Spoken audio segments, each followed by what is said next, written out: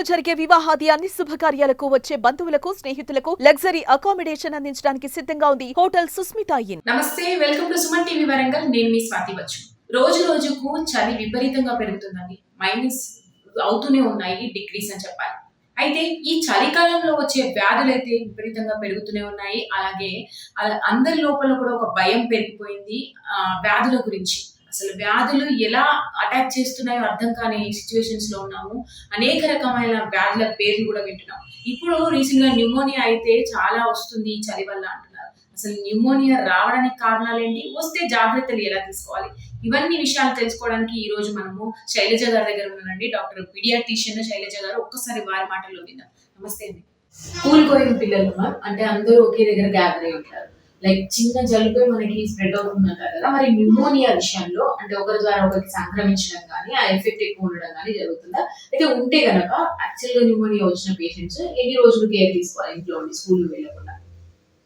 మనకి చూసుకున్నట్లయితే ఎప్పుడైనా న్యూమోనియా అని కాదు, మనకి ఈ శ్వాసకోశ సంబంధించిన వ్యాధులైనా అంటు వ్యాధులైనా ఏదైనా ఓవర్ క్రౌడింగ్ ఉన్నప్పుడు అది ఎక్కువగా వ్యాపిస్తుంది. ఓవర్ క్రౌడింగ్ అంటే మనము దగ్గరగా కాంపాక్ట్ గా కూర్చోవడం అలాంటివి చేసినప్పుడు అది ఎక్కువగా వ్యాపిస్తుంది. మేము సాధారణంగా కూడా పిల్లలకి ఏం చెప్తూ ఉంటాము అంటే, కొంచెం కాఫ్ కోల్డ్ సీజన్ స్టార్ట్ అయితే కొంచెం మాస్క్ వేసుకొని వెళ్ళడం అనేది ఎప్పుడైనా కూడా, మీరు కోవిడ్ ప్రోటోకాల్ అనేది కాదు, అది జనరల్ గా మనకి సాధారణంగా చూసుకున్నట్లయితే మనము మాస్క్ వేసుకొని పంపించడం అనేది ఒక ఉత్తమమైన ప్రివెన్షన్ మెథడ్ అన్నమాట.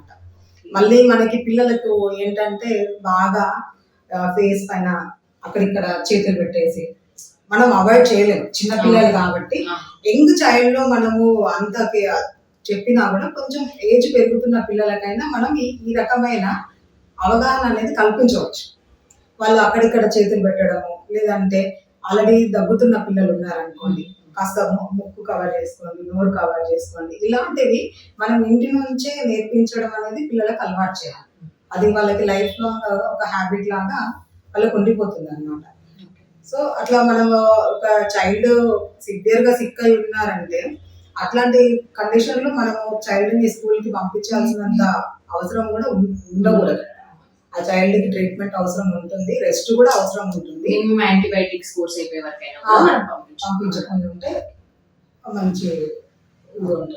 ఓకే, చాలా చక్కగా వివరించారు మాకు. అయితే లాస్ట్ అండ్ ఫైనల్, మీరు ఒక్కసారి న్యూమోనియా రాకుండా అంటే ప్రివెన్షన్స్ ఏవైతే ఉంటాయో కొన్ని టిప్స్ అనేది మా ప్రేక్షకులకు ఒక్కసారి మీ మాటలో వినిపించారు. ఈ నివారణ అనే అంశాన్ని మనం ఒకసారి పరిశీలించినట్లయితే దీని వల్లనే మనము పిల్లల అనారోగ్యాన్ని బారిన పడకుండా కాపాడుకోవచ్చు. మనం మెడిసిన్ లో కూడా చూసుకున్నట్లయితే prevention is better than cure అంటారు. సో ఈ విషయం పైన మనం కొంచెం ఆలోచించినట్లయితే ఇది మనకి ఎప్పుడైనా కూడా శ్వాసకోశ వ్యాధులు అనేవి మనకి ఉష్ణోగ్రతలు తక్కువగా ఉన్నప్పుడు ఎక్కువగా ప్రబలుతూ ఉంటాయి.